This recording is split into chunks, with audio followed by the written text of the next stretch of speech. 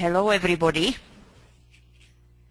Welcome on this second webinar on the disciples. Today we will be looking at the assignment of the race on the three lower vehicles, where the freedom of the choice to change ray energy on a particular body is available only to a disciple. And so we will be looking when this choice becomes available, at what stage of the path, and why it is available only to a disciple. I will be also elaborating more on the mental polarization, when it is technically achieved, and what is the difference between mental polarization and a mental focus. I will also make some comments on the stages of the path, but only in relation to the topic of the assignment of the race. So it's going to be a quite involved discussion, and it would require for me to make little breaks in between, that everybody has opportunity to either comment or ask questions. So before we start, we're going to have a small alignment, and I am putting on the screen the meditation.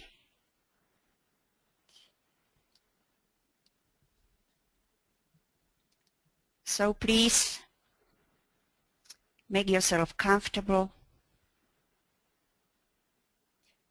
relaxing the physical body.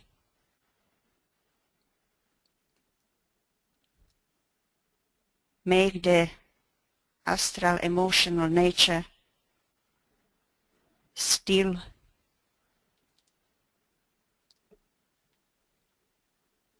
Focusing the mind. Making quiet of all the interfering thoughts.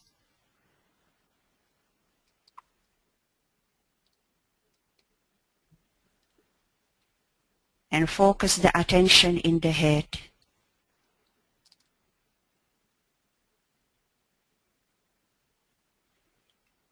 Imagine the light of the soul pouring through the mental body, integrating the personality.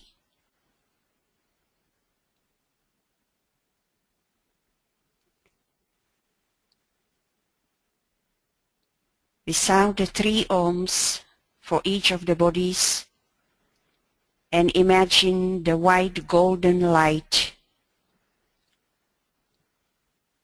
illuminating the mental body,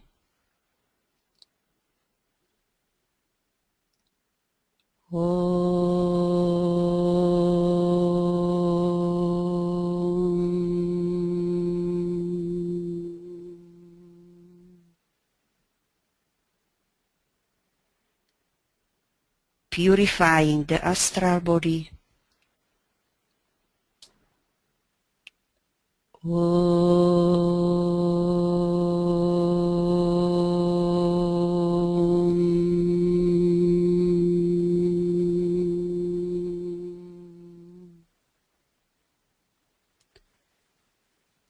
Strengthening the etheric body.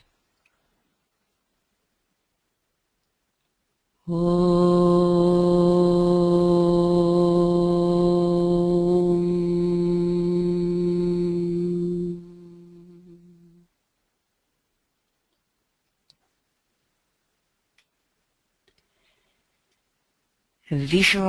the threefold personality unified with a white light.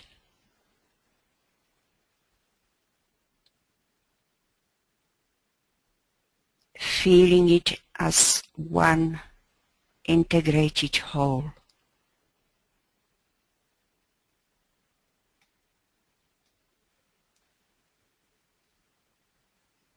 Personality soul fusion.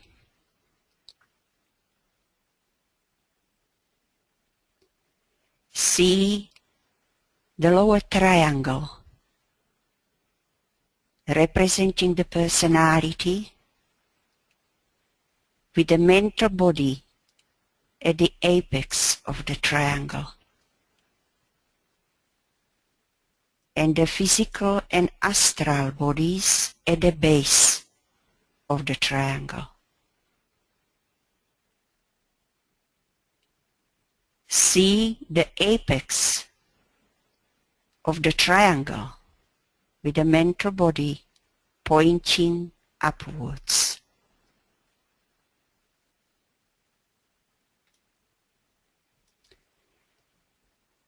Above the lower triangle, see the brightly lit higher triangle representing the soul,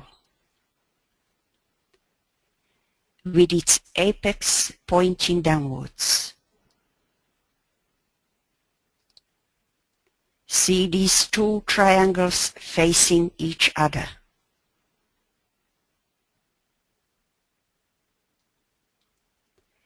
By an act of the will, bring these two triangles together, forming a six-pointed star.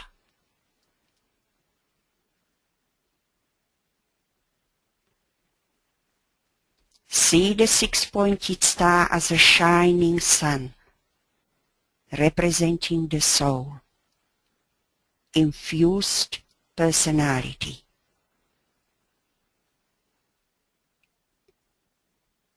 And sound the silent Om to confirm this fusion.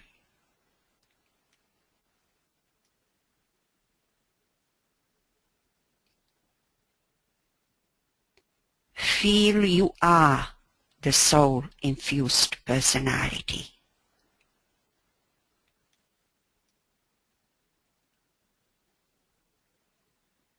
Group alignment.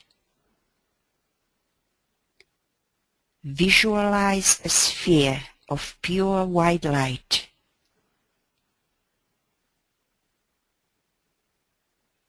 representing the group, and the group members as miniature shining suns inside and around the sphere.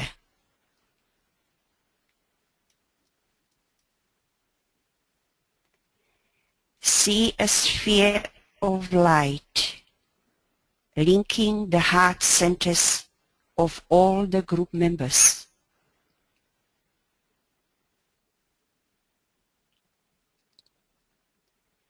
A sphere of light linking the head centers.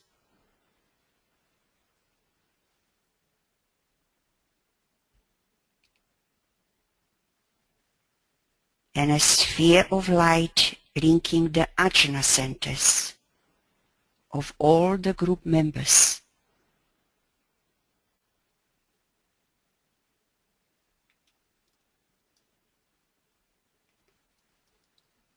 Imagine the light rapidly circulating through these three spheres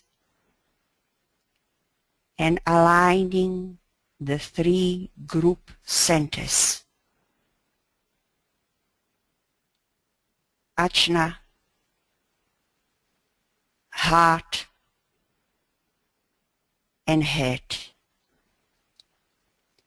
into one mind, one soul, and one will.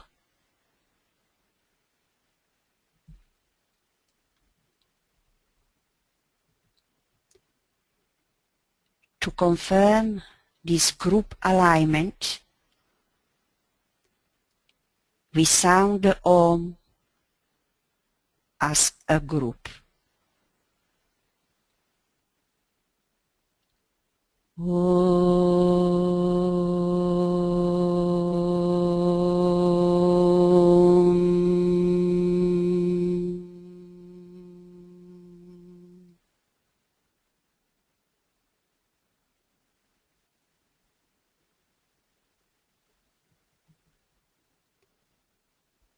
Slowly come back.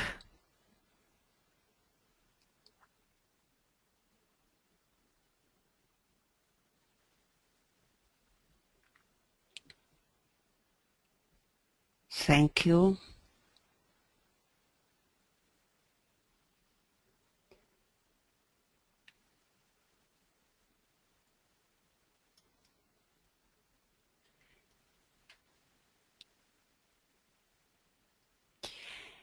Okay.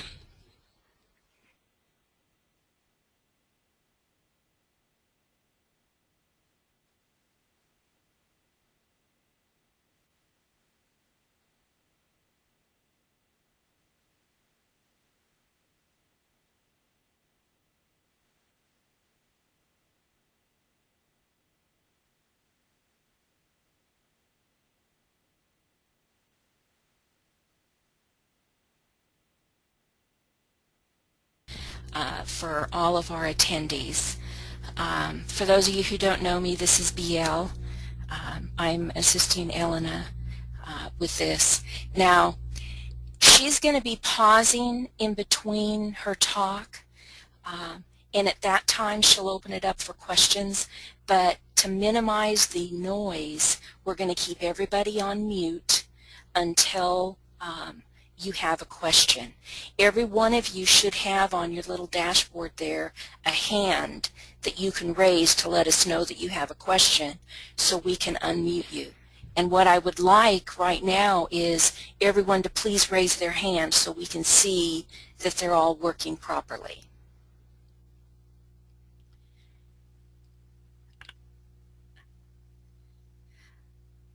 We've got about half of them raised.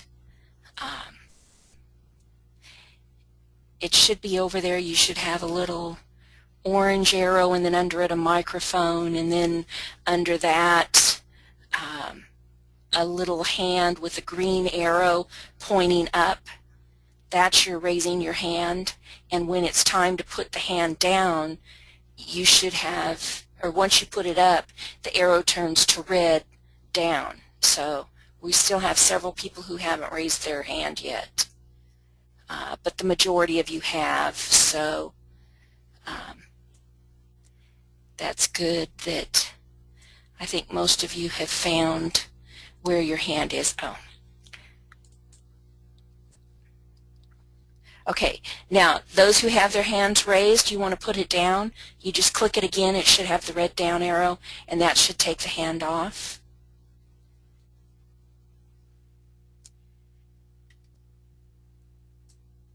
Okay, we have a couple of them who still have hands up, but that's good. We're getting to see where they are. Okay, I'm going to put them all down, and then Elena, back over to you. And sorry, I just wanted to let them know this is a little different than what we did last time, so makes it easier and hopefully cuts down on the noise. So, Thank okay, you, Elena. BL. Yes, thank you. So, as I was saying,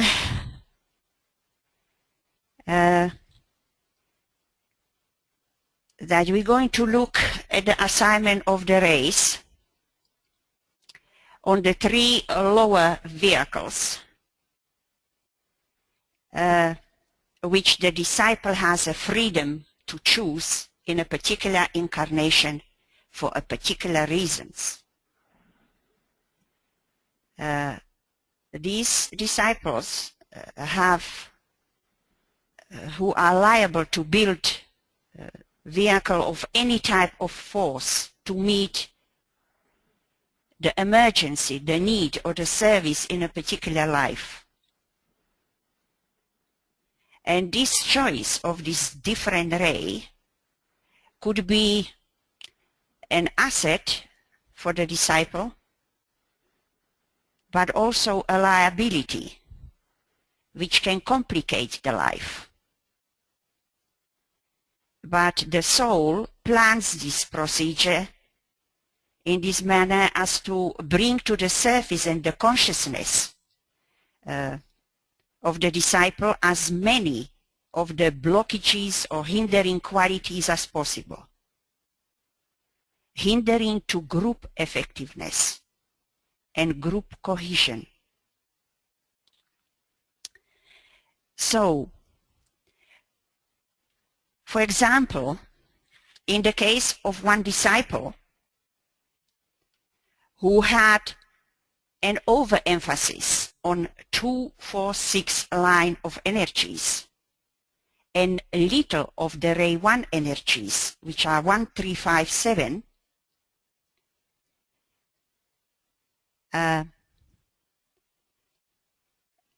this condition was further complicated by a first ray astral body, which is the exception to the usual rule, because the astral body is ruled for the whole humanity by either the ray 2 or 6. So the exception to this rule is available only in the case of a disciple.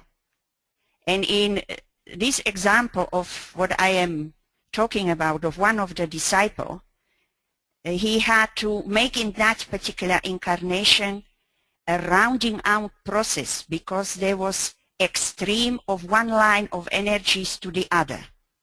So this was an opportunity to bring it into balance. And that's why the requirement was the first ray astral body in order to accomplish that. In this whole process of assigning of a different ray from the usual, there could be also the involvement of a legacy ray of a previous incarnation, which could also influence the choice of a ray on a particular vehicle.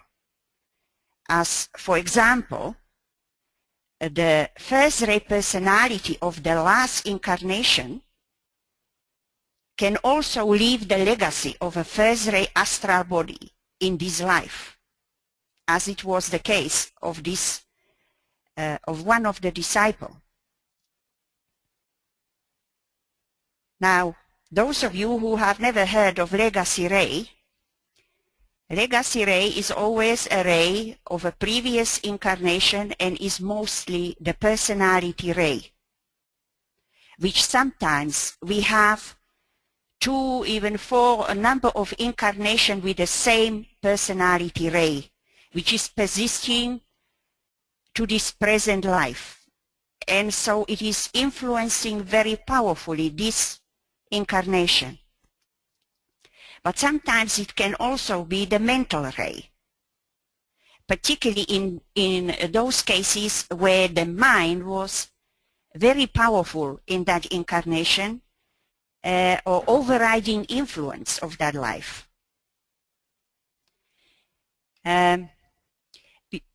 Because there is a very strong connection between the personality ray and the mind ray.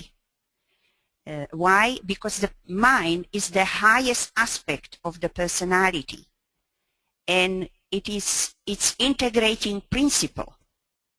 It's integrating the lower 3 vehicles.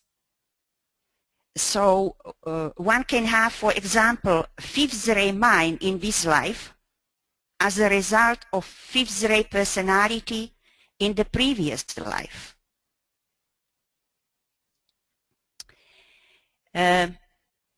So the ray of the personality in a previous life leaves a definite habits of thought and activity in the present life.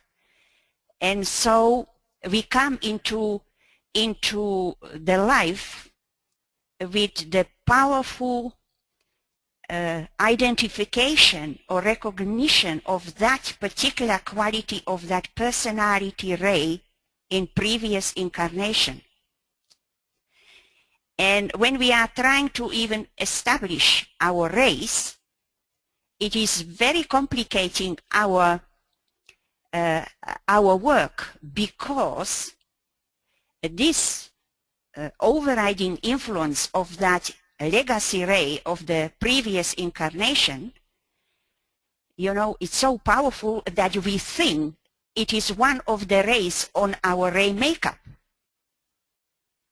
which most of the time it is not. So we need to always, you know, consider this possibility that this ray, this legacy ray, you know, we need to differentiate that is it part of our ray makeup or it is not. And as I say, mostly it is not.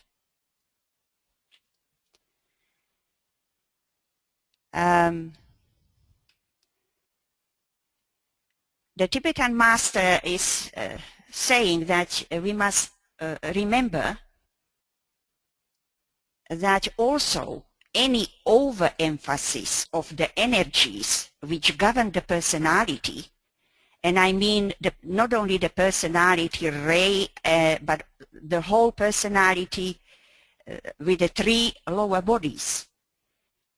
These energies, when they are overemphasized in life, lay the foundation of the form nature in the next incarnation.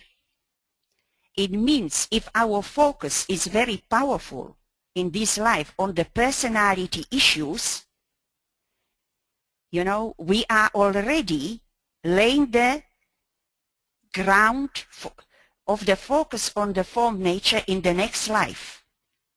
Again, one disciple who had overemphasis on this form by having a 7-ray personality, 5th ray mind, and 7-ray a physical body, was paying undue emphasis on the 5th and 7th lines of force, conditioning the personality in that life. And DK was warning him that if he is not going to shift the energies closer to the soul, in the next life he could have 1st ray personality with a 3rd ray mental body and 5th ray physical body.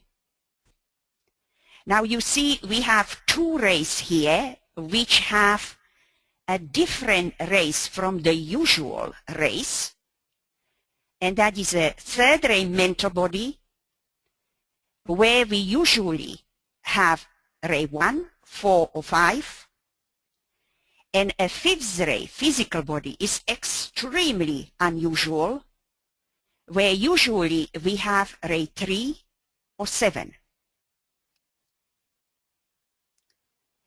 So there is also involvement of karma here, because he is telling us that we should start to be consciously aware how a karma is affecting our choices and our decision in our evolutionary process of consciousness stages of the past.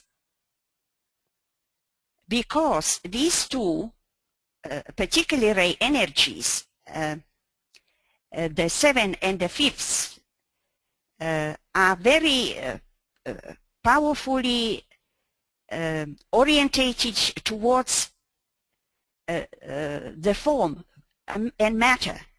The seventh ray is involved in the building of a thought form, and the fifth ray in the work of concretion. So all those who work with matter and are preoccupied with form building utilize these two energies. We can see, for example, the seventh ray on the Capricorn, going through Capricorn, in its crystallization of the mental energy. Or when there is a fifth ray personality and a fifth ray mind, the person must guard against mental crystallization and a strong influence of the critical mind. So DK mentioned only once in all his books, to my knowledge, the possibility of a fifth ray physical body. And this is in this example of one disciple who was overemphasizing the form nature, and as a possible ray of a physical body in the next incarnation. Now, fifth ray is a ray of cleavage and separativeness, and it demonstrates primarily on the mental plane, which is the fifth plane counting from above. So he was sort of telling him that he might have also first ray personality, as I said. And with the fifth ray of the physical, that was a powerful cleavage and separative energy here, on top of the focus on the form nature and the personality issues. Now, when we're talking about the ray of the physical body, we're talking about the brain also, because the ray of a physical body influences the brain. And that's why we have to consider the physical triangle in the head of the pineal gland, pituitary body, and the alta major. Because one of these points of the triangle is usually involved with a major focus in a particular life, and where the ray of the physical body is influencing one of the points of this triangle. So as a how would I say, interesting information talking about the fifth ray, one of the results of the fifth ray force influencing the brain through the ray of the physical body is a migraine, a very painful, continuous headaches. I'm sure you heard, of many people having migraines. This is usually the effect caused by a lack of relationship between the energy around the pineal gland and that around the pituitary body. Now, you would think now, how many people have a headache, migraines, and there are no disciples? How they could have a fifth ray brain or fifth ray physical body? Well, the answer to that question would be that the brain is at first controlled by the ray of the mind, where the fifth ray is one of the usual ray conditioning the mental body. And then only comes the conscious soul direction, where the soul starts to influence the brain. We are sort of hinting with this about the alignment between the mind, between the soul, mind, and brain. So in the case of a disciple, the triangle of circulation energies is established between the pineal gland, the pituitary body, and the alta major. And you know, this is a process of the first three initiation. The brain being the receiving and transmitting agent for the impressions from various levels of consciousness and perception. So there need to be alignment between that brain, the mind, and the soul. And we are all developing this alignment through which, because this is the channel for the impression coming from various levels. And we start at first with the alignment which must be established between the brain and the soul. And this we should start work towards the end of probationary path, where we find the probationary disciple. And to bring it to relatively high effectiveness, this soul-mind alignment, upon the early stages of the path of discipleship. And from then on, we start to link the other soul-mind, brain-mind, and finally soul-mind-brain. And as I said, it is a long process of many lives which is going together with the building of the Antakarana.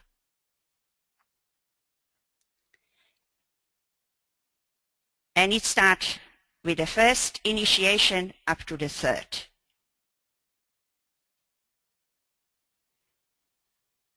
A DK also indicates that a disciple is karmically responsible, as I already mentioned, for the future mode of unfoldment along particular line of ray energies governing his lower bodies. And so his choice of these particular rays, I'm talking about the disciple, is also very much conditioned how and to what extent the disciple is consciously aware of his karma and how he can consciously change that karma, and how karmically responsible all of us should be about our future. It means how we can work on each of the energies which we are in a position to change a ray energy on the lower vehicles. But that is an everyday work, every day for 7 years, in order, if a disciple wants to change a particular ray on particular level of the 3 lower bodies. It is possible, but it is extremely rare, I would say, because if we look at ourselves, how many of us would work every day consciously on a particular changing of one ray to completely a different ray, either physical, emotional, or mental? But this is aligned also to the law of karma. And we need to deal and work with the most difficult energy, and that is Saturn, the one Lord of Karma, primary Lord of Karma. So, after this, I am going to open the floor for any comments what has been discussed here, and any questions, please. Okay, Elena, Alexandra has a question, so I'm going to unmute her now so she can ask it. Yes. Okay. Alexandra, you should be able to speak. Alexandra, are you there? Ooh. Hello? Yes. You have your Hello. hand up? I didn't mean to have my hand up. Oh, okay. I'm sorry.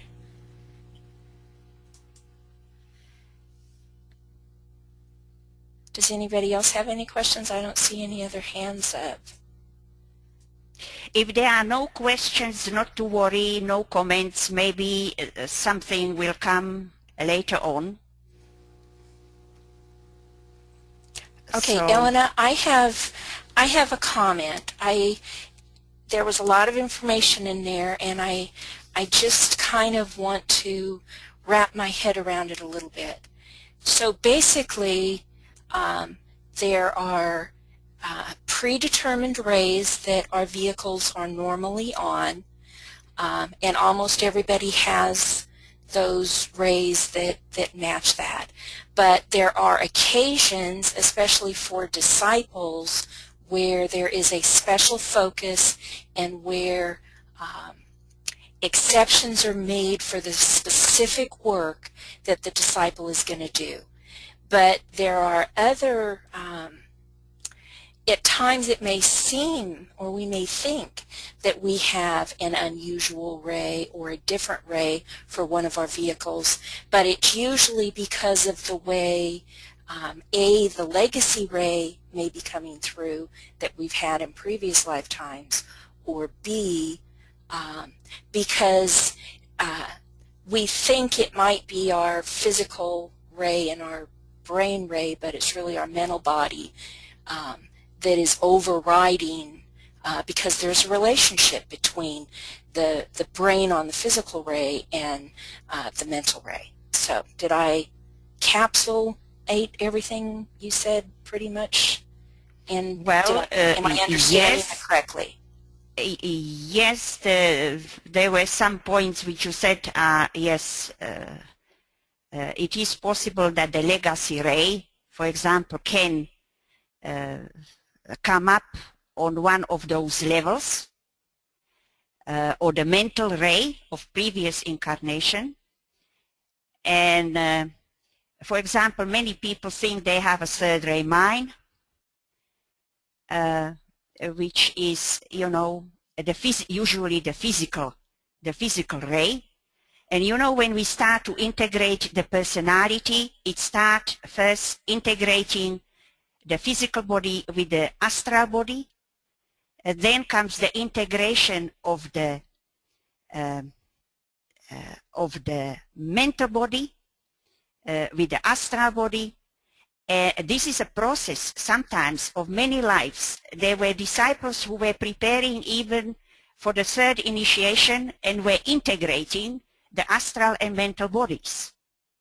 So it is, you know, when we're talking about integrated personality, the process of having a completely integrated personality, it's achieved only at the third initiation.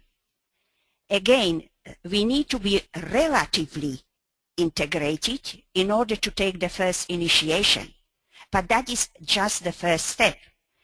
That's why at the end of probationary path, there is a focus of the probationary disciple upon development of the mind, because the mind has to be to a certain degree also developed in order to start to build the antakarana and start to integrate the personality, because the mental body is the primary integrated energy of integrating the personality. So there are a number of issues involved here, of which I have not talked about, but what we're going to deal with now, we're going into more details. What are the usual rays and what are the different rays? We're going to go through the references and really go into the detail of the process, okay? And then it becomes more clear as to what kind of what kind of race we are talking about and on which levels. Okay? Elena, this is Sheldon. Just had a question for you. Yes. I'm just trying to clarify in my own mind. I think what I heard you saying was that one would want to work on ray change, you might say, under two situations. You know, one is, I'm thinking about the example you gave where DK said, look, if you keep on going like this, in this Yes. way, you're going to wind up with a fifth ray, you know. And I'm recalling him saying Body. physical body, and you're not going to like that very much. He puts it a little more politely than that, but Yeah. so there's a warning. But are you? This is where I'm not so clear with this. So I can see where if we decide we need something to help us, you know, maybe even for present work, as you were saying, if one wanted to modify the ray a bit, even in a present life, every day for 7 years, you could do something with that. And that I can certainly understand that. It's a tremendous task. But would some of this go on, do you think, in between incarnations? That's kind of what I wanted to get your sense of things. Would we consult, in a sense, with our solar angel, or just review our life and say, okay, what do you think about that? I mean, when is this? Yeah, go ahead. Yes. Okay. Nothing ever stops. It's a process which continues, you know. Mm-hmm. Like the disciples who passed away, they kept working in DK's ashram. The initiatory process which starts in this incarnation continues in between lives. That's why, you know, the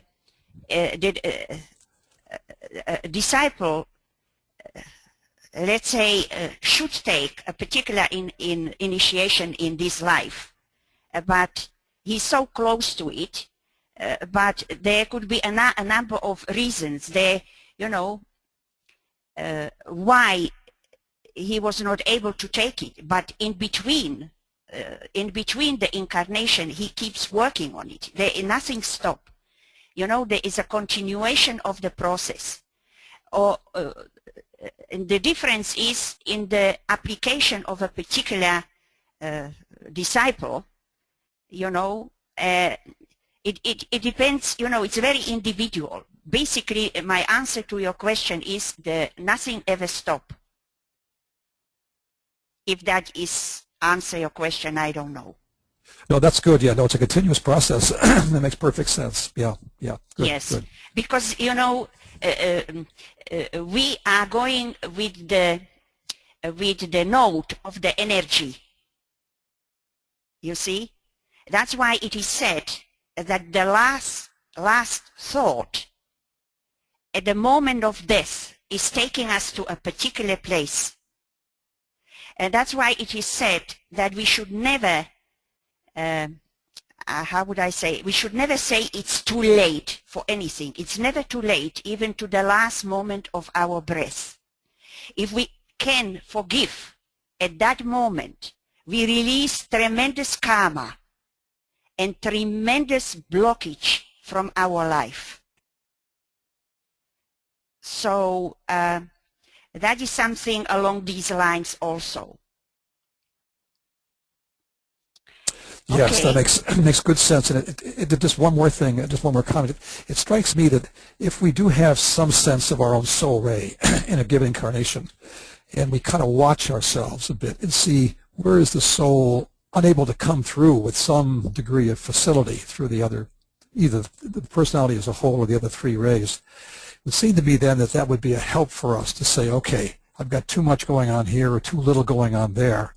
That might be a guide for us, you know, to work on maybe in a given, maybe while in incarnation or between, you might say. So yes. Just a thought that you bring to my mind. Yes, yeah. It's very good comments, you know, very good questions you're asking here.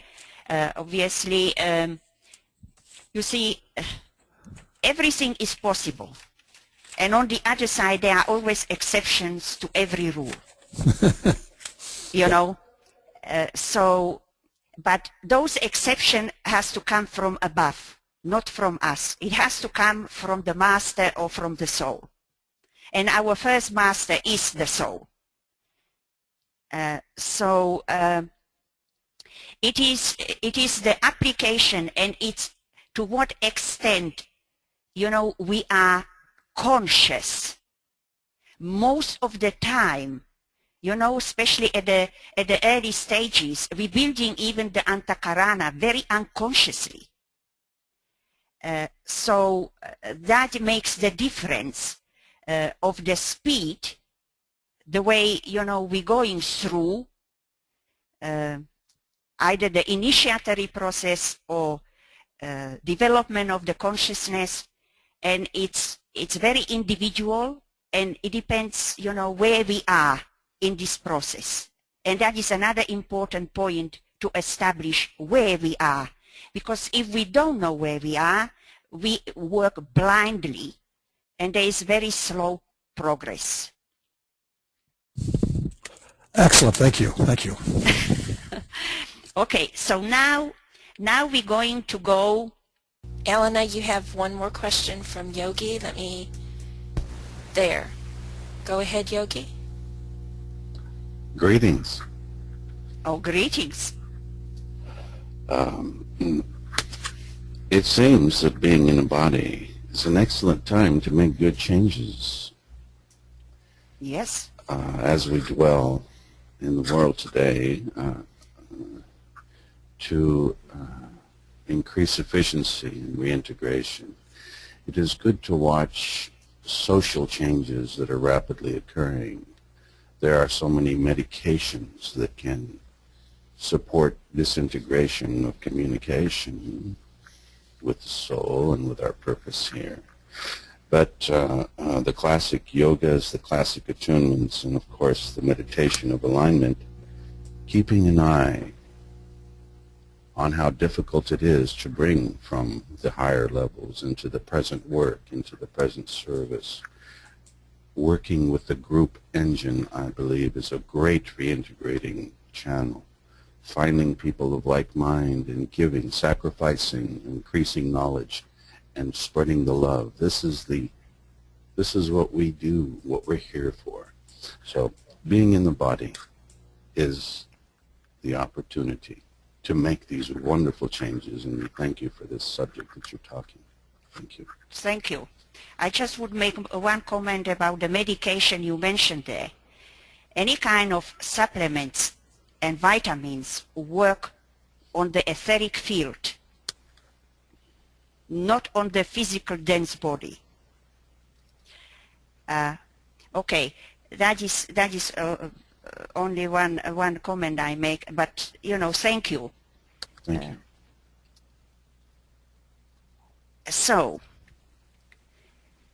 what I would like now is to bring on the screen references which we're going to go through on this topic I'm talking about. And here we have a reference from DINA 1, page 520, for the Disciple CDP, which we will eventually be discussing, and her instructions. And this is a reference from what DK is speaking to her. Your physical body is also on the sixth ray. She had beside the physical body sixth ray personality and sixth ray astral body. So very powerful sixth ray focus, which makes it, and therefore your brain, predominantly the servant of your astral body. But it also makes you intuitive or astral buddhic. Therefore, I would have you note that in your case, there is an exception to the usual rule controlling the physical body. For very few physical bodies are on the sixth ray, as is yours.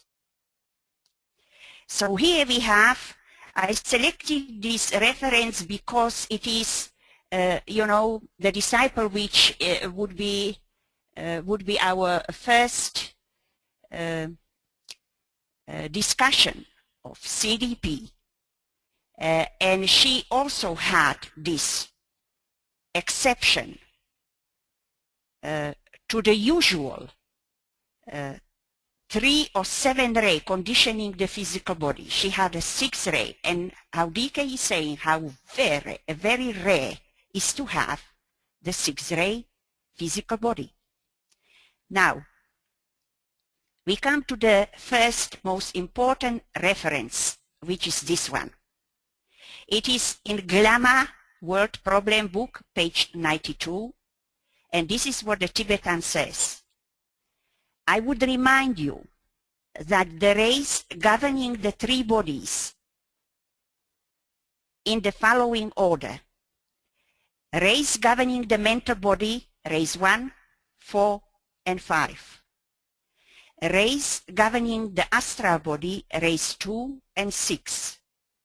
Rays governing the physical body, rays 3 and 7. You will note that all the rays played a part in the mechanism of man, making all circumstances the vehicles of opportunity and all actions the medium of development. This statement as to the governing rays is a statement of an infallible rule, except in the case of accepted disciples. Now, you know, we have many references which are very ambiguous, but this is for me very clear reference which says that the rays 1, 2, 3, 4, 5, 6, and 7 are the rays which are the rays governing the 3 lower vehicles for all humanity. And this is a statement of an infallible rule, except in the case of accepted disciples. Now, we will come to this reference particularly to clarify the accepted disciples here. Now,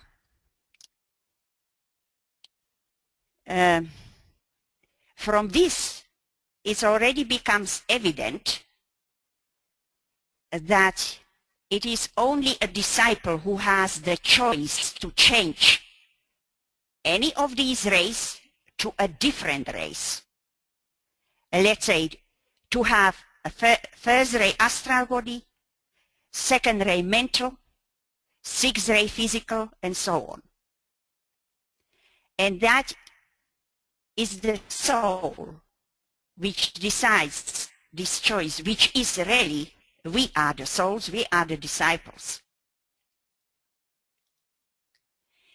So, here we come to another reference for another disciple called DHB, who was an accepted disciple in preparation for the 3rd initiation and was mentally polarized. And here is a reference from DINA 1, page 427, where the Tibetan says, your astral body is also governed by the first ray. This is exception to the general rule that the 2nd and 6th ray govern the astral bodies of all humanity. He's confirming in this the reference here. This rule varies occasionally in the case of disciples. Okay, now here we have a disciple who was also mentally polarized. And in DINA 2, page 656, there is a reference to this. I should perhaps point out to you that illusion, more than glamour, is your major difficulty, for you are mentally polarized. Because the issue of illusion is a topic of third initiation, and glamour is the issue of the second initiation. And here we have a reference. Where do we find the mental polarization? Reference, Race in Initiation, page 600. During the initiatory process between the second and third initiation, the initiate has to battle with illusion in exactly the same sense as he earlier had to battle with glamour. Illusion is, in the last analysis, the control of the mental processes by great and massive thought forms. This conflict persists from the moment the disciple has achieved mental polarization at the midway point between the second and the third initiations, until he stands before the initiator of the sixth initiation of decision, when the last illusion disappears. Now, this is a very important reference in relation, where we actually, at what stage of the path, we actually achieve mental polarization. And that is between the second and third. At the middle point, that is important. The middle points are very important because they are ruled by Libra, and they are the testing, balancing energies there. So,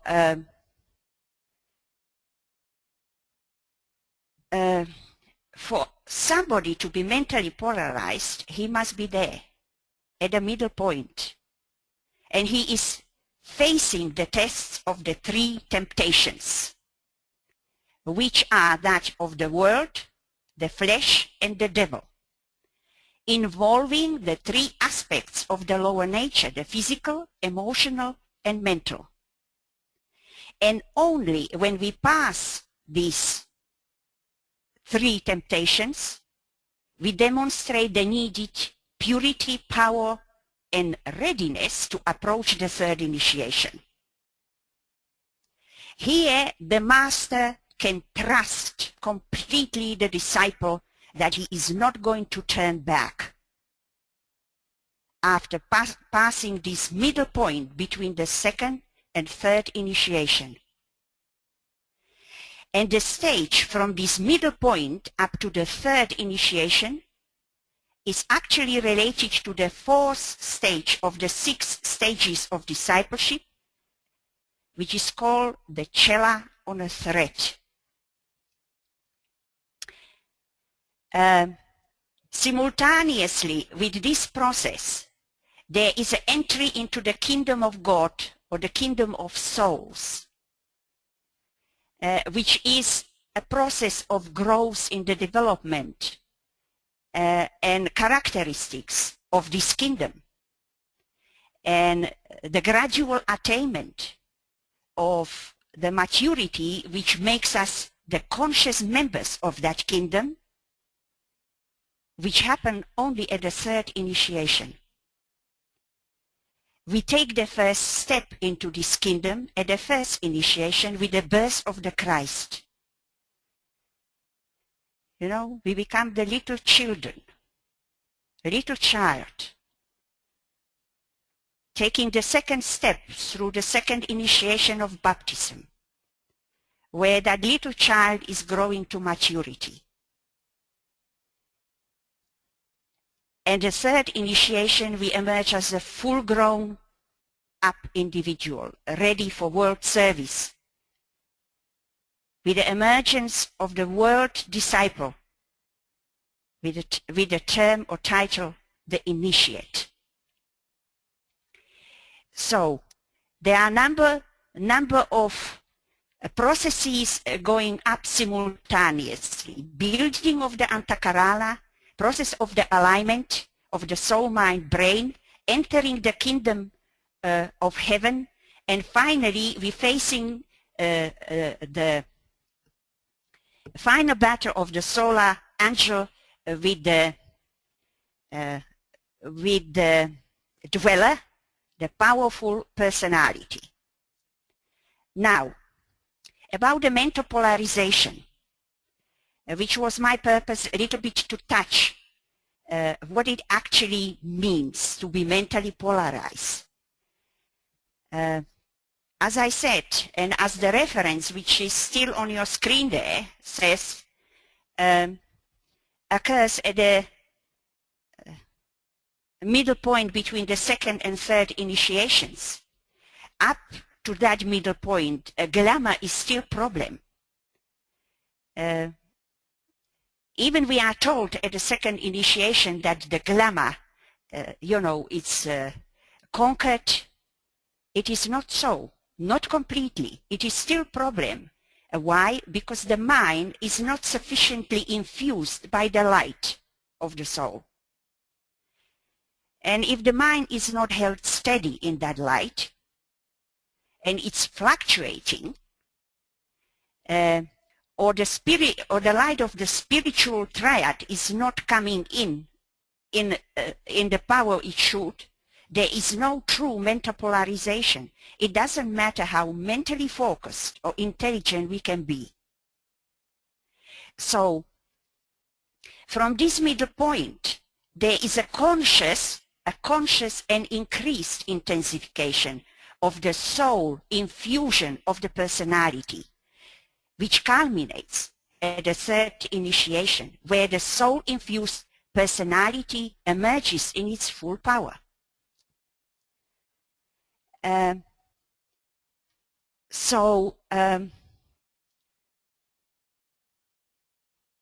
As I say, at the third initiation is the final battle, and there the personality is flooded with the light of the angel, and then the glamour loses its power over us, because the solar angel wins the battle over the whole powerful dweller, which is the personality. Now, where is this mental polarization? Where is its focus? It must be in the manasic permanent atom, or the higher or abstract mind, which is the first or atomic subplane, the highest subplane of the mental plane. And if we consider that the causal body is built around the manasic permanent atom, we are close to or approaching a causal consciousness, which eventually happens at the third initiation. So you see, we have here a very interesting analogy between the concrete mind, which is the highest principle of the personality, the abstract mind, which is the highest principle of the soul, and then in the triad, we've got the highest analogy in the Atma, the Atmic mind. So there is this alignment of these levels, which is very interesting to notice. So the illusion becomes the issue from this middle point between the second and third initiation, but actually the final illusion ends at the ninth initiation, not at the sixth, as this particular reference indicates. And we need to know what actually ends, what kind of illusion ends at the sixth initiation. It is very dangerous to make a judgment on one reference alone. Because if we do that, we tend to come to a wrong conclusion. Because what actually ends, what kind of illusion ends at the sixth initiation of decision, is the illusion of the planetary ring pass knot, which finally disappears. That is one of the final illusion in relation to the sixth initiation. But the master, by the dynamic impulse of his spiritual will, which is the atmic will, succeed to pierce the planetary ring pass knot. And he transcends the three worlds of the spiritual triad and is focused as an agent of the monadic will upon the monadic plane, where this will expresses itself. So in very simple words, I would say that we might say that the master ascends from the triadal energies and using the spiritual or atmic will, he ascends into shambharic energies and the monadic will. And that's why this is one of the reasons the sixth initiation is called the initiation of ascension. And at the ninth initiation of refusal, the initiate refuses to accept any planetary limitation whatsoever. Because the Tibetan master equate limitations with illusions. I am only touching these statements here to bring some of the points, to focus here. So we must very carefully differentiate between mental focus and mental polarization. And there are a number of references where DK is talking about mental polarization, but he actually means mental focus or mental stabilization, where the disciple needs to stabilize upon the mental plane and work from there. So, as I say, it is not wise to make a judgment on the basis of one reference. We must very carefully read DK and ponder every word, because he tends to change levels from which he speaks, from sentence in one sentence or paragraph to the other. So from my experience, I always read page 2, either prior or after a particular reference, and try to find as many of the references in relation to the idea I am researching before I come to some kind of understanding for myself and judgment. Okay, now I have opening the floor again for some comments or questions. So far, I don't see any hand raised.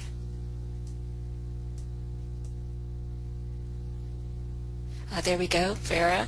Let me unmute you. Yes, hello.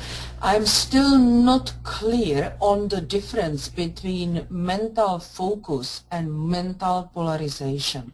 I know mental polarization happens between the midpoint, but how does it actually manifest, the difference between the two?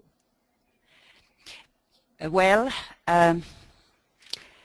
I thought I have said about it as what is the difference, but I can go over it, and I put it into more, how would I say, a different context. That the light coming from above, from the soul, it's gradually illuminating the mind. And that's why the process starts from the probationary path up to the third initiation. And with the mental polarization, the infusion of that mind brings the stability to the disciple. It means from before that middle point, he calls it the fluctuation of light, where, like in his group, majority of the disciples were on the periphery of his ashram. Why? Because their light was fluctuating. He couldn't trust them, he couldn't rely on them, because, you know, they were here and the next day they were somewhere else. The mind was not stabilized upon the mental plane, holding steady in that light, being the observer, the thinker, which is the soul.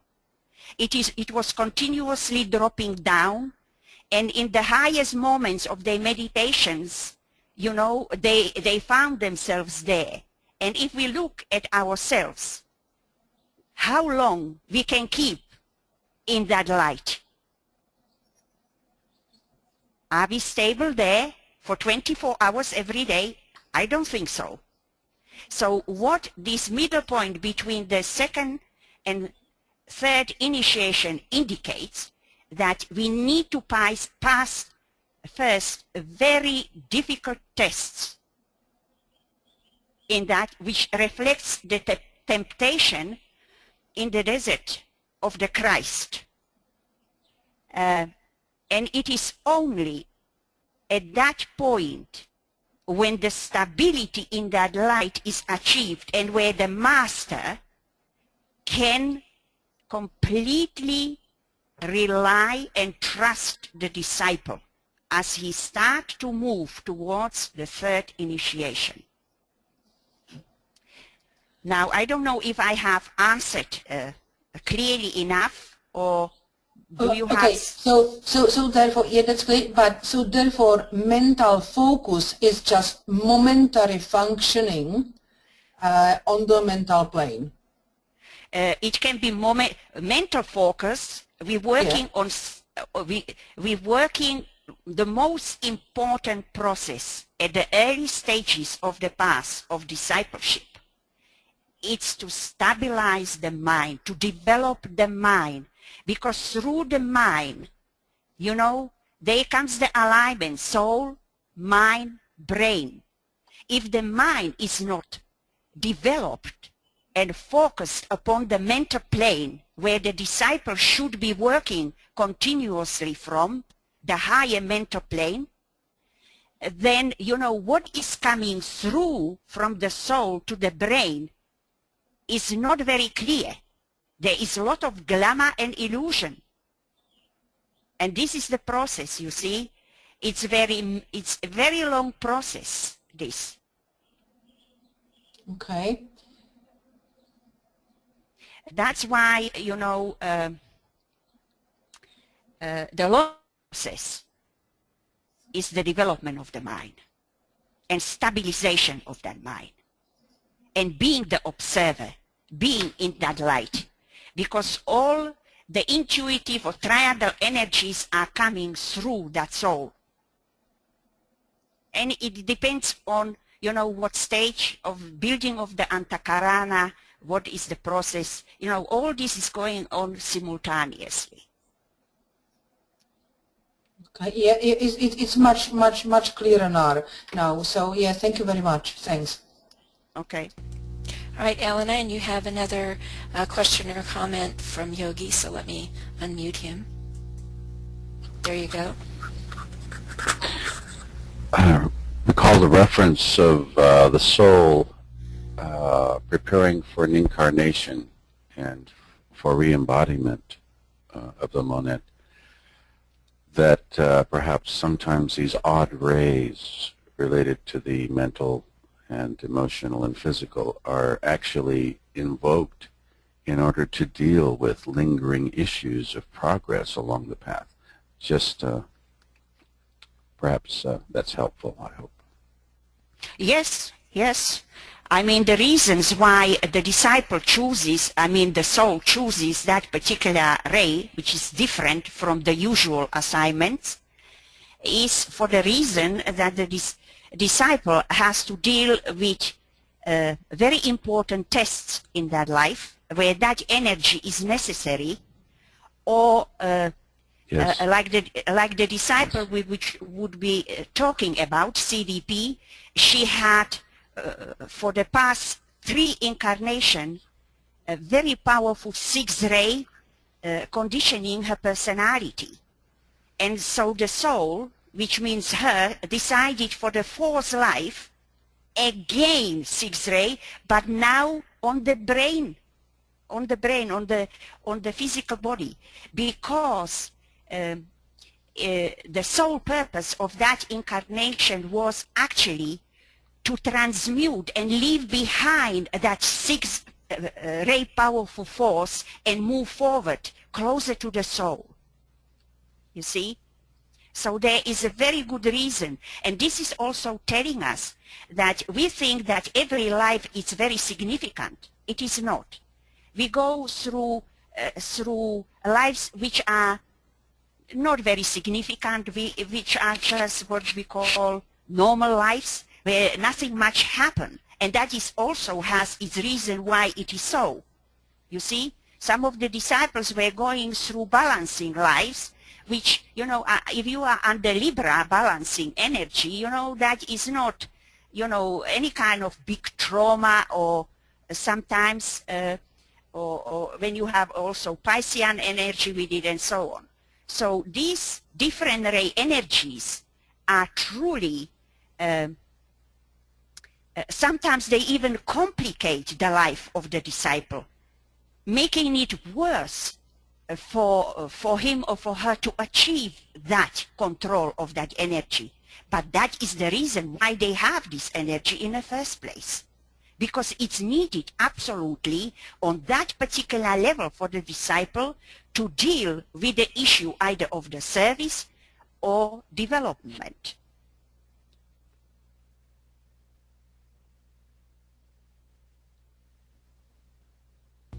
Okay, and it looks like Sheldon has a comment too, so. Yes, thank you for this discussion about the mental focus and the mental polarization. Elena, this is really marvelous, I think. And I was thinking about Vera's question, how do we know when we make, when this happens? And just a couple of thoughts. One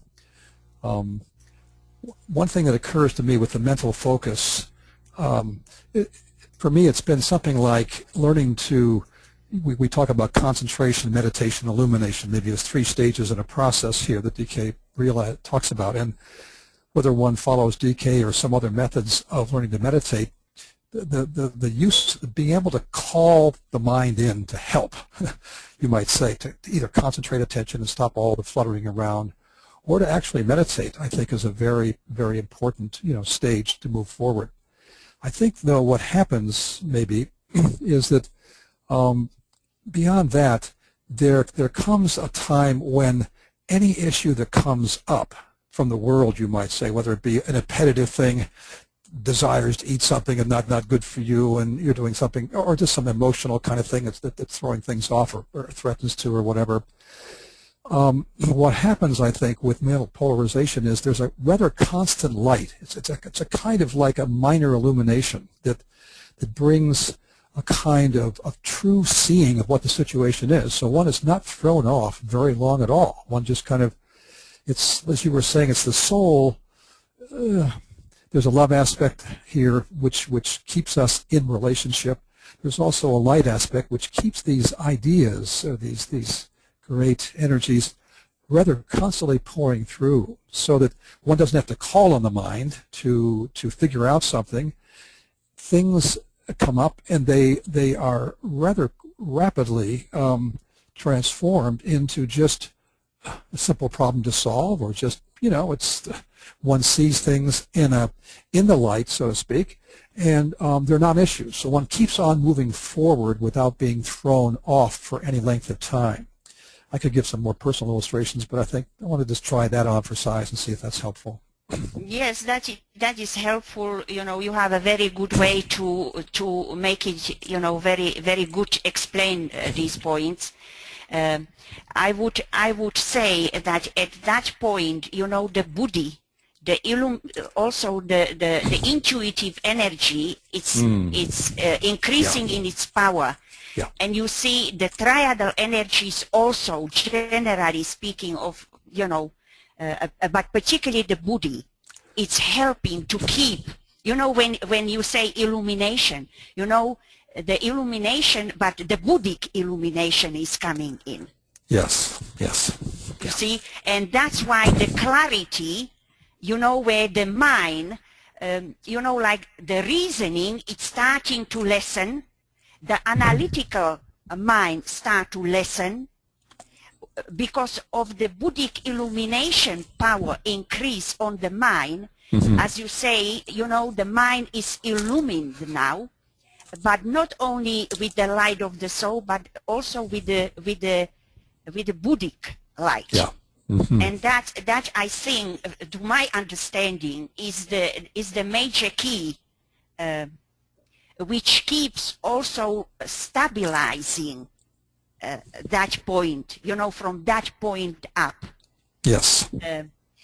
Because also the will aspect is tremendously increased. You know, with the second initiation, there is the first conscious use of the will itself.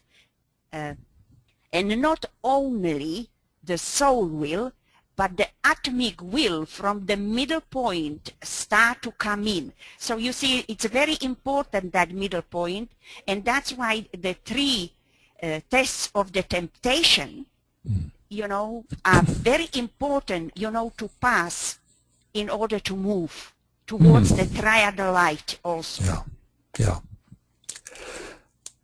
Excellent. Can I ask you one other somewhat technical question that comes to my mind here? You know, someplace, I haven't been able to find it again, but if I got better at the CD-ROM, I might be able to get to it. But I remember DK talking about the concrete mind, the son of mind, and the abstract mind. And I'm taking that to be like three aspects of some degree of soul. That son of mind, for me anyway, as I understand it, I want to get your understanding, has to do with a kind of breakthrough of love into the mind. It's not necessarily Buddhic, it's close, but I mean, it comes more in terms of appreciation and being able to see the beauty through things, at least the preliminary aspects of beauty. But it's different from the differentiating aspect of the concrete mind or the much larger mind of the abstract mind. And I'm wondering if that son of mind is somehow involved, that aspect, I'm guessing on a second subplane of the mental plane, to be somewhat technical here. If that isn't, do you see that as part of this process, or are we pretty much in the abstract mind, and then with some influences of Buddhi coming in here between 2 and 3? Yeah. Well, you see, as you say, these three minds, you know, we can have 5 minds. There's different division of the minds, but in relation to the soul, you see, it's the abstract mind, it's the son of mind, and it's the concrete mind, particularly these 3 minds, if we just narrow it down to the soul. And, you know, we have certain kind of unity coming in here, you see, both with the abstract mind uniting various patterns, and the son of mind, you know, it's even logically, I mean, you try to maybe say son of mind. There is like half soul, half mind here, almost. You know, it is. I would say, when we're talking about the Buddhic illumination itself, it has to come through the soul itself, which is the son of mind. You see, because the son is always the middle principle. It's the heart. And the Buddhic plane deals with the heart, because the heart is related to the fourth initiation and the Buddhic, and the Buddhi itself. But there is involvement also of that abstract mind in the unitive process, but the abstract mind is more related to the Atma. And so that's why I'm saying, if you're asking, you know, that which aspect is involved here, through the process of the illumination of the Buddhi, I would go, my understanding, it would be the son of mind. Yes, thank you. Okay. Okay, Elena, oops, his hand went down. Yogi, did you have something else that you wanted to contribute? Yes. The points of tension in societies today, I think, is a wonderful review point for those disciplining for more efficient service. And only actually I wanted to thank the group for bringing up all these points and inspiring the careful review of the heart and nature of each ray as we observe these energies taking place on a daily basis. And I want to thank the group for this. Thank you. Thank you. Any more? No, that seems to be all the hands that I see right now. So, oops, Alexandra just put her hand up. Let me unmute her. Go ahead, Alexandra. Yes, I've got it in the right direction now. I've got my hand up. Yes, could you please say something more about not all embodiments are significant and what you were speaking about, the liberal balancing energies. I was just wondering what equates with significance. Do you mean what? I don't quite understand. What do you actually mean by when you said not all embodiments are significant, nothing much happens, and some embodiments are for, you know, a balancing? Well, it would be quite extraordinary if each of our lives was extraordinary. Yeah. You know, we need sometimes to have a rest. Sometimes, you know, we absorb so much knowledge which we need to digest in order to move further. Yes. And on that principle, you know, is also working the reincarnation process. Yeah. This is a very simplified answer, but, you know, I think it has the principle in it. Yeah. So when you say not all embodiments are extraordinary, it doesn't necessarily refer to an embodiment going just completely smoothly. You said nothing happens. Well, sorry, don't take my words up, you know, how would I say? Obviously something happening in every life. Yeah. It's not dead end, or, you know, we are, look, sometimes people spend life in a prison. This is just an example of the principle again, you see? Yeah. But they go through tremendous trauma and suffering. Yeah. If it's conscious or unconscious.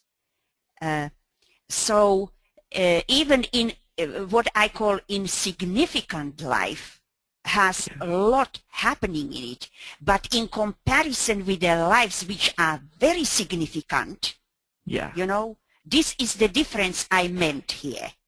Yes. You see? Where really, you know, important crises and tests, you know, like entering upon the path of accepted discipleship, where we need to go through difficult tests, or this middle point of the mental polarization. These are the very significant lives, you see? Yeah. And that's what I meant. So don't misunderstand that I understand. That we have a life where, you know, we are doing nothing and nothing is happening, you know. Yeah, yeah.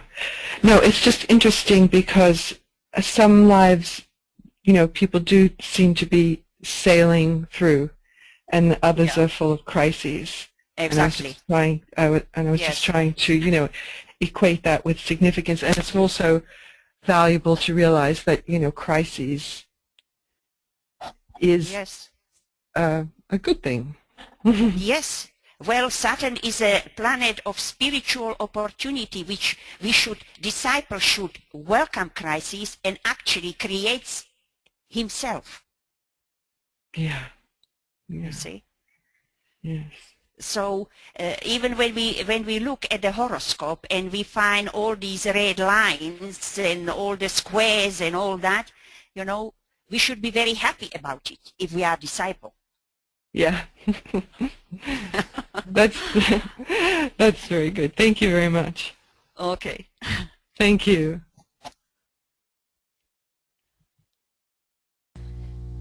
Okay, I don't see any more hands raised, but you want to do a time check. We're at an hour and a half in. We are, well, if everybody can stay up with it, I can do so.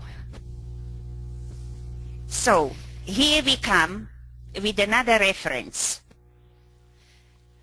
DINA 1, page 379, where is another disciple, where the Tibetan master says, your astral body is on the first ray, and again, as do many aspirants nearing the end of the path of probation, or at the beginning of the path of discipleship, you follow not the normal procedure, but complicate your problem by having a powerful astral body on the same ray as the personality.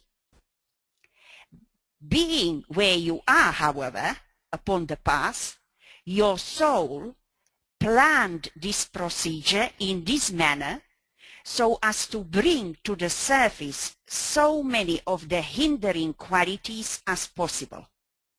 Hindering, I mean, to group effectiveness and group cohesion. Now, you see, we have to follow these references from the very first reference, which is this one, where he says that, you know, about this race. This is a statement as to the governing race of an infallible rule, except in the case of accepted disciples. Now, the next rule, he talks occasionally in the case of disciples, a very general term. Disciple can be anywhere upon the path. But here he's talking accepted disciple. Now, in this reference, he's being very specific, and he's talking many aspirants nearing the end of path of probation or at the beginning of the path of discipleship. So you see, we have here references which apparently contradict each other as to the stage of the path, but they are not in reality, and that is what we are going to look at. Okay? Because here we have another reference in Esoteric Psychology 2, page 290 to 291, and the Tibetan says this: these old phrases bear out the statement earlier made that the mental body of every human being is composed of substance which is governed by the rays 1, 4, and 5. You remember that reference? This one. Governing mental body rays 1, 4, and 5. Now,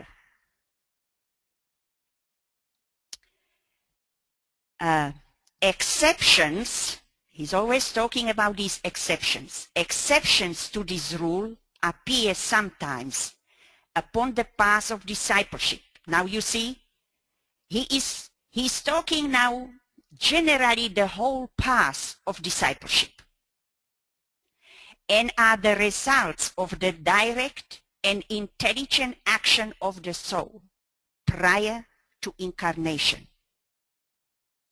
The soul builds a body of mental substance or attracts to it that particular type of mental energy which will enable it to possess whilst in incarnation, the type of vehicle which will make a chosen experience possible. This freedom of choice never occurs except in the awakening disciple. Now here we go again. He's using yet a different term, awakening disciple. The reason for this will be seen if it is realized that the energy of these three rays, when focused in a personality, provides exactly the right impulse to govern the lower life, both in the case of an undeveloped human being and or a man in the early stages of discipleship and aspiration. Now, this is a very important reference from the perspective that what he is actually saying to us also, that these three rays governing the mental body, which is 1, 4, and 5, provide the right conditioning energies both for the undeveloped man but also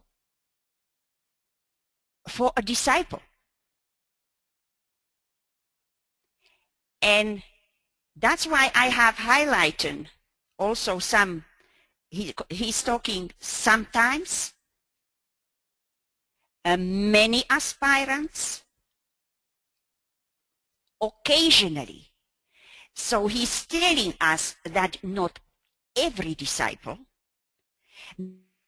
every life chooses this different ray.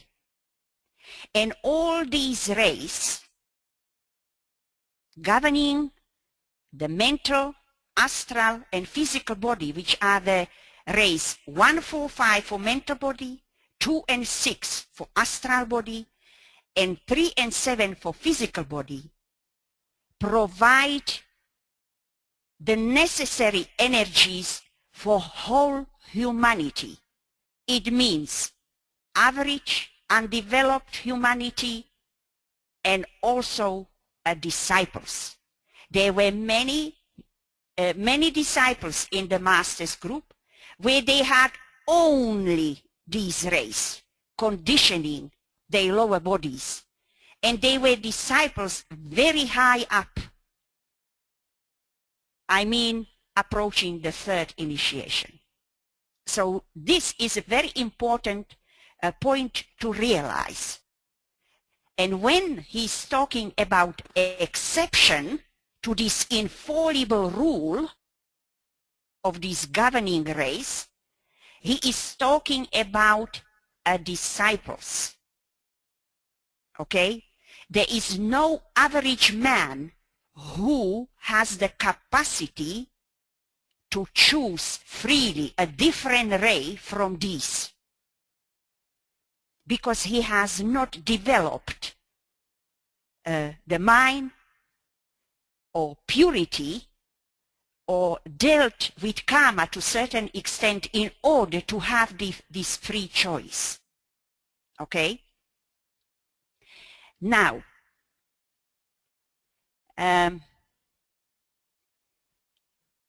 we need to now really look at these different references where he's talking about from aspirant at the end of the, he calls it aspirant, which is really the probationary disciple. At the end of probationary path, he's talking about the early stages of the path of discipleship and aspiration. And he's talking about path of discipleship as a whole, like in this reference. And he's talking also accepted disciples. Now, how do we going to understand all these stages, what he's talking about? because he is not really contradicting himself as long as we understand the terminology he is using, you see. What he is actually telling us that the first opportunity for a disciple to have this choice happens at the end of probationary path, where we find the probationary disciple who is start to develop the mind, start to build the antakarana, and he is transferring from the probationary path upon the path of discipleship, where we find this, what he called awakening disciple, and he's equating it with the probationary disciple, and disciple at a very early stage of the path of discipleship. So the first opportunity the disciple has is through this transition from the mutable cross, which rules the probationary path, entering the fixed cross and a path of discipleship and taking the first initiation. And he is confirming that, you know, when he says, as do many aspirants nearing the end of the path of probation or at the beginning of the path of discipleship. Now, but what about the accepted disciples?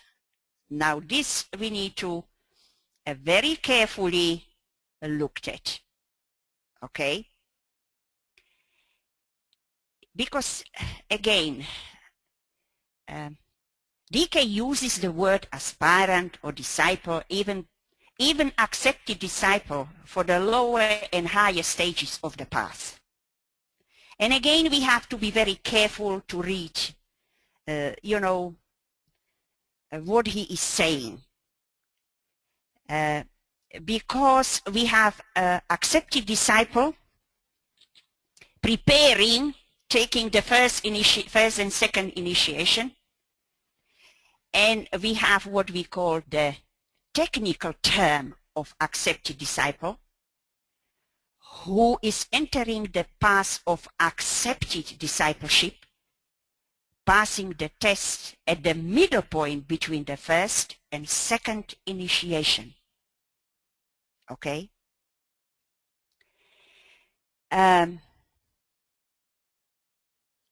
Now, who do we find at the very early stages of the path of discipleship?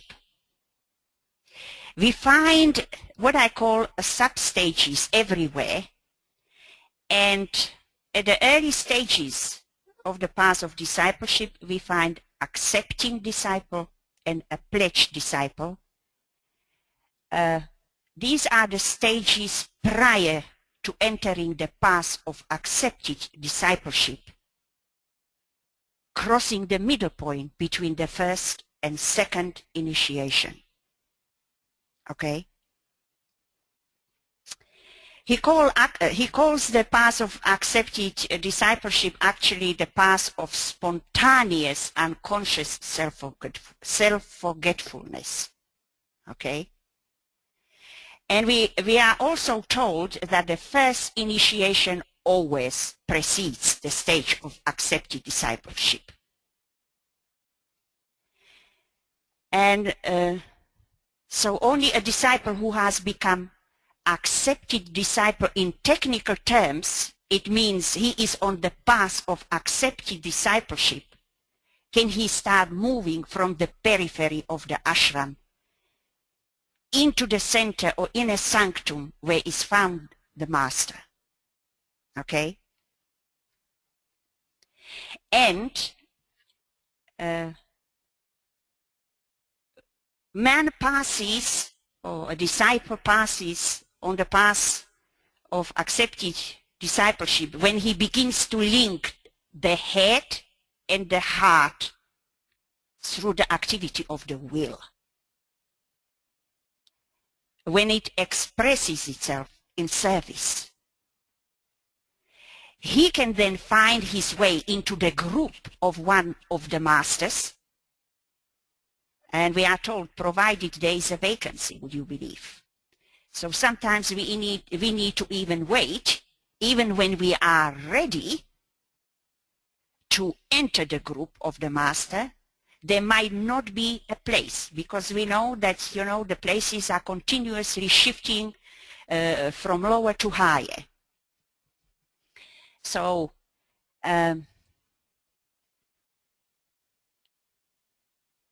both the accepting disciple and the play disciple have taken the first initiation, and they are identified with the accepted disciples in that reference here. When he says, this statement as to the governing race is a statement of infallible rule except in the case of accepted disciples.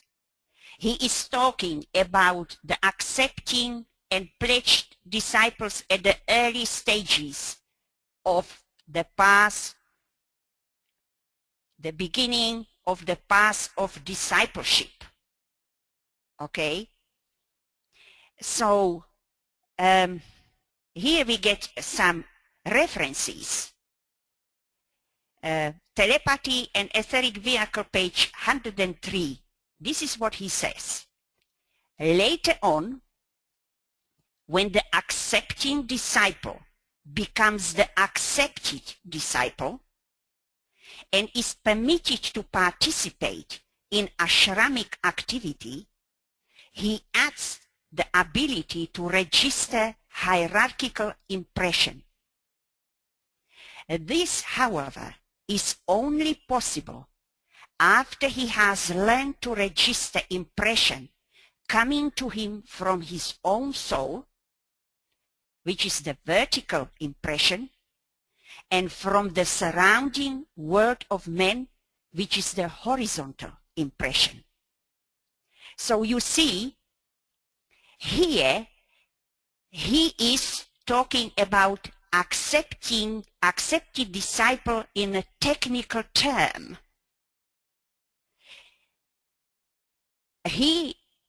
This disciple is already on the path of accepted discipleship. He has crossed the middle point between the first and second initiation, prior which we find the accepting disciple. Okay? And so, prior to entering the path of technically being accepted disciple, we need to first learn how to recognize that, you know, we are impressed from our own soul. And when we do so, we become technically accepted disciple. Because many think that they are getting impression from the master. In order to do that, you know, we need to be pretty high up. So, and there is another reference. DINA 1, page 84. One of the major undertakings of the accepted, or as I would prefer to term it, the accepting disciple, is to transform himself from a well-meaning idealist into a man of action on behalf of humanity. Now you see what he is telling us here, and you see what the terminology he decided to use here, because now he is equating the accepted and accepting disciple prior to the entry upon the path of accepted discipleship. And you see the phrasing he is using is very interesting, because here is giving us a hint that these two are equated, and they are at the earliest, this disciple which is accepting, but at the same time accepted, but not technically accepted. And here we have another reference in DINA 1, page 728, where he says, the term, therefore, of accepted disciple covers the stages of the first and second initiations. When a disciple has taken the third initiation, he is no longer technically an accepted disciple, even though he still remains in a master's group until he has taken the fourth initiation. Okay? So, he is using many references where he says accepted disciple in preparation or taking the first or the second initiation, right? But you see, when we went through the clarification of the stages, we discovered the differences of the so-called accepted or accepting disciple and the technically accepted disciple. So unless you know, we really have a clarity in this, we would misread these references, you know, just taking them alone. And there are many others. I have selected just what I thought would be relevant to the topic under consideration, okay? Because, you know, to deal in how would I say, in more detail about the stages of the past and the initiatory process is very deep and involved study on its own. And it would require a series of webinars on its own. But I need to bring certain points in order to clarify that reference, you know, which he is mentioning the accepted disciples and what he actually means, that he is not contradicting himself in the other references using the words disciple or aspirant. Okay? Now, from the astrological point of view, okay, the energies implicated at the time of this free choice and decision to have the different ray energy on one of the you know, lower bodies. What are the energies involved?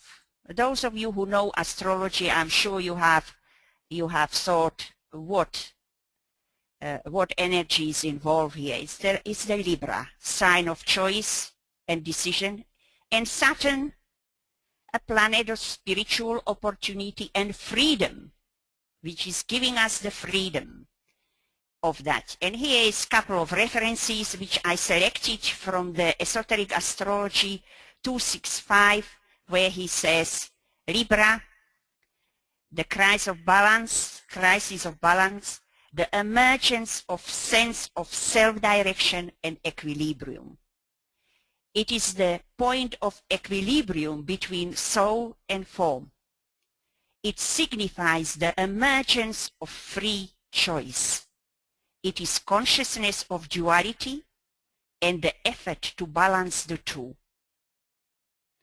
And then in relation to Saturn, Esoteric Astrology, pages 19 and 20, he says, this is the planet, Saturn, which conditions primarily the point in evolution where choice definitely becomes possible, where rejection of opportunity or its acceptance can consciously be undertaken, and the shouldering of personal responsibility become a recognized fact in a planned and ordered life.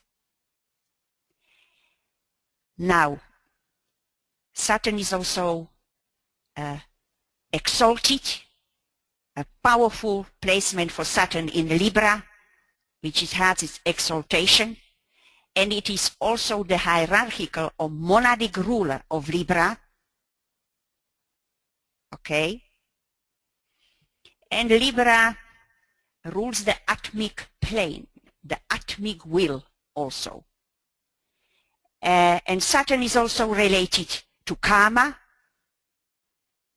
and so the issue of karma and consciously working off the karma by the disciple and starting to participate in working of karma of humanity is a process which starts at the early stages of the path of discipleship, with the pledged disciple prior entering the path of accepted discipleship, and its equivalent related to the stage of the Chela in the light. Chela in the light, which is the second stage of the 6 stages of discipleship. And this is the final words on this session, and I am opening the floor for last comments or questions. Thank you.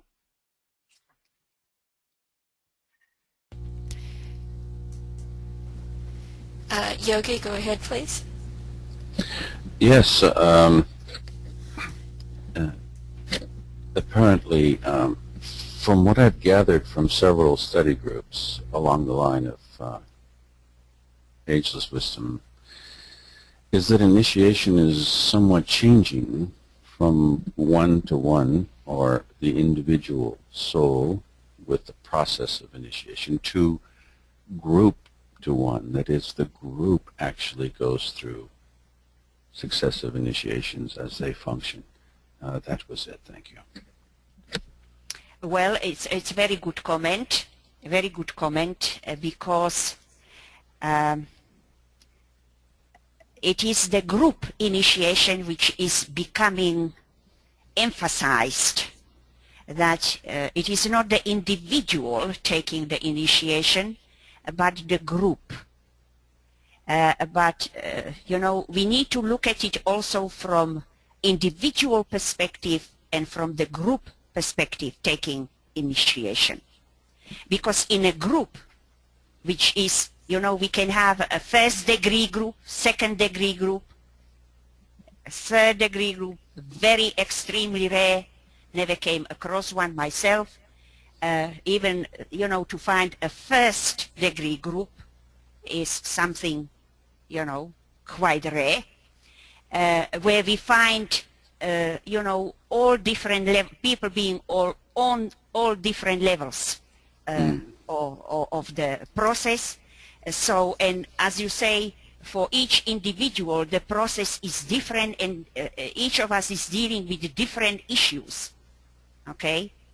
But the issue of the group initiation is absolutely vital in, you know, in this age. Thank you. Thank you. Thank you.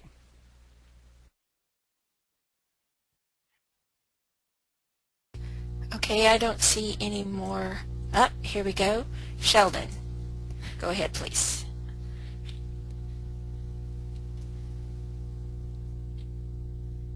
Yes. Well, first of all, I just want to thank you, Elena, for your really marvelous, careful reading of these and placing these before us.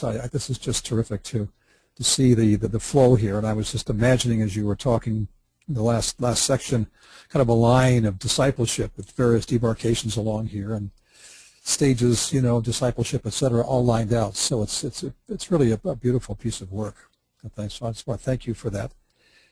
And I wanted to say to Yogi, one thing I was reading just the other night, he's talking to somebody in one of the groups and saying, well, he's talking to the group as a whole, as the process is ending, saying some people will only be able to continue because of their strongly Piscean orientation to take initiation individually. But there are many others now coming on and in that early group who will be able to work together as a group when they can forget themselves, so to speak, and go through the usual kind of relationship purifications. I thought that Piscean Aquarian distinction was an interesting way to think about what's happening today as we move more toward Aquarius. But once again, Elena, wonderful piece of work. Thank you. Thank you, Sheldon.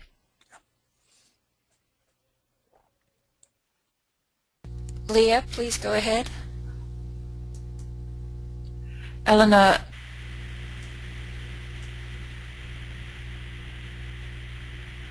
I'd just like to thank you also and confirm what Sheldon is saying. Your years of work and being able to differentiate are totally, totally appreciated. Thank you. Thank you, Leah.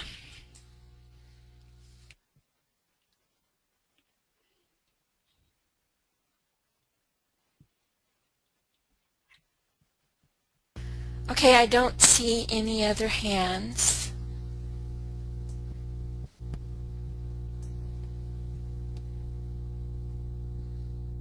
Well, if there is no further comments or questions, I would like to thank everybody for taking part in this discussion, and in the next webinar, what I am planning is to deal with the issue what we need to look at prior reading of the chart, and then I will start with the first instruction given by Master DK to Disciple CDP. And I would like to also tell you that I have been given some new information about the life of CDP, where I have now the correct place of her birth, plus some other information that I can further rectify the chart, which I am doing. And I will be introducing this newly in a process rectified chart with some of the new information about her, but we still don't have her time of birth. So I can't say, that the degree of the Cancer ascendant of which I am pretty certain that is the sign rising. The degree is not still absolutely correct, but for the purpose of this, it has been used for a number of years already with this degree and ascendant, so we will be using slightly adjusted degree of the Cancer ascendant, which will be still further rectified.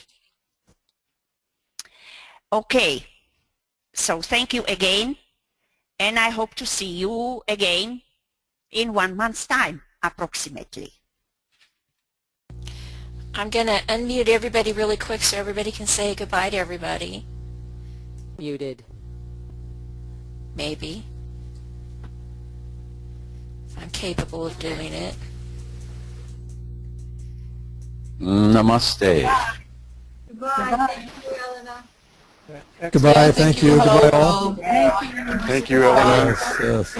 Yeah. Thank you. Thank you. Bye-bye. Thank you, Master. Thank you. Thank you. Wonderful. Thank you. Unmuted. Very good. Thank you. Thank you. Namaste. Namaste.